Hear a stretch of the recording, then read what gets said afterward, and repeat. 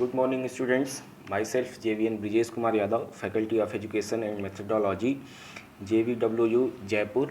I welcome to all of you in my digital class. Students, I have prepared this lecture for BSc B.Ed JBC second sem students. Students, in your paper, the name of paper is Diversity of Cryptograms. This paper comprised two parts. First part was Bryophyta and second part is Pteridophyta. Okay, so far half of the portion we have completed.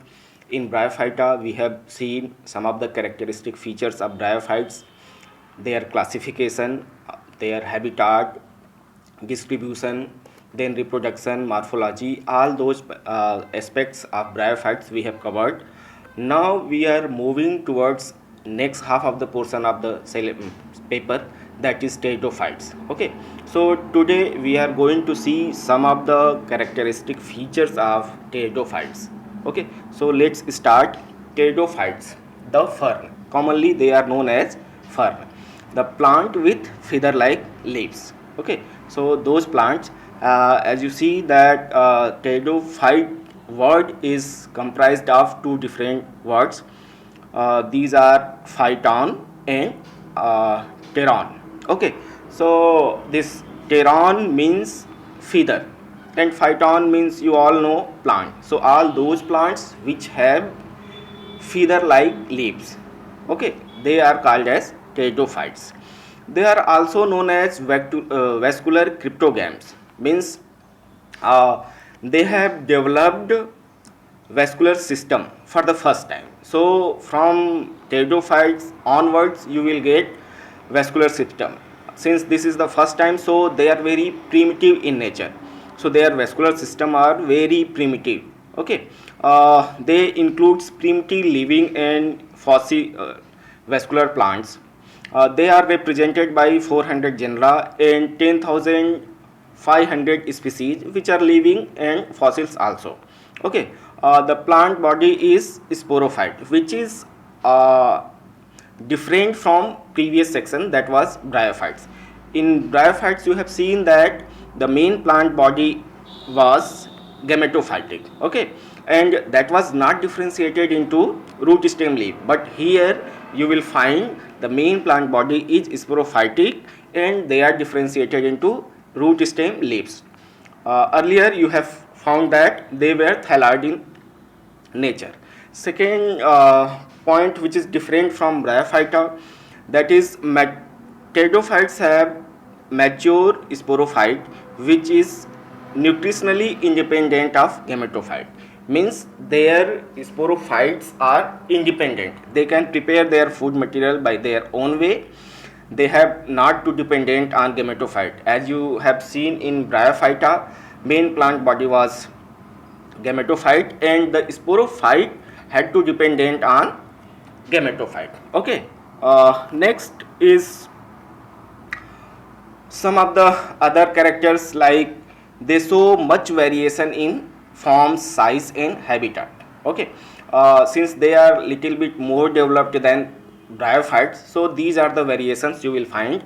Some of the pteridophytes are annual, small annual, such as Azolla and Salvinia, and some others are large perennial tree such as Angiopteris. Okay, most of the living pteridophytes are terrestrial, whereas you have seen in bryophytes they were on moist and sandy places, but now they are going to adapt for terrestrial or land habitat. Okay, so that's why most of the plants are terrestrial and they have developed vascular system for absorption of water. Okay, so here I have shown you some of the examples of plants like Psilotum, Selaginella, Lycopodium.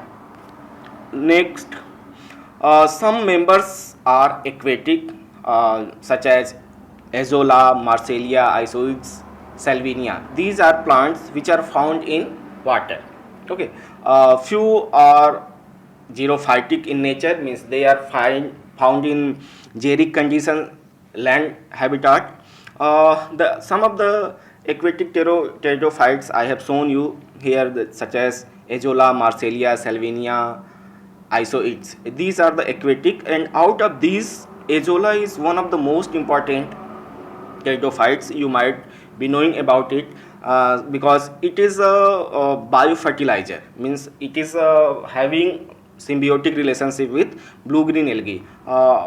If you remember, I have told you in previous classes that Azolla has some of the colonies of blue green algae which fix atmospheric nitrogen and enhance the fertility of soil. Okay, so in this way Azolla can be used as a biofertilizer. Next, something about stem and roots. Then stem and roots have permanent growing points so that they can grow regularly. Most of the stem of pteridophytes are herbaceous in nature.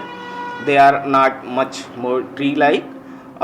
There are some specific feature regarding to leaves. So the leaves may be vary in depending on different genera, such as in Equisetum you find leaves are scaly, whereas in Lycopodium and Selaginella you will find small and sessile leaves, and in forms you will find large petiolate compound leaves. Okay, so these are some of the plants of Pteridophyta group, and their leaves, scale leaves, sessile leaves, and petiolate leaves respectively. Then in forms, leaves show succinate venation. Okay, this is one of the most important characteristic feature of pteridophytes, and this question are being asked in your competitive examinations frequently. Okay, because whenever the new leaves emerged, it get coiled inwardly and form this coiled like structure, which is very peculiar character of this group. So you remember it, this question is being asked in your competitive exams, where succinate venation is found, you can tell them appropriately. Okay, then based on leaf structure, pteridophytes are classified into microphyllous pteridophytes and macrophyllous. What are these two? Macrophyllous are those pteridophytes which have simple leaves with single veins and no leaf gaps formation is there. The example of macrophyllous is Lycopodium, whereas in macrophyllous, those pteridophytes which have large pinnified leaves having complex series of veins and they form prominent leaf gap in stem stele. Example of this group is Pteris. Then some of the other characters is stem usually branched, branching, monopodial or dichotomous. Branches do not arise from the axil of leaves. Next is leaves and stem possess trichomes. These are the minute hair-like structure. Stomata are present on both surface of leaves. And next, root and stem have well-developed vascular system. As you all know, they are vascular cryptogams. So being that category, they have vascular system. A vascular system composed of xylem and phloem.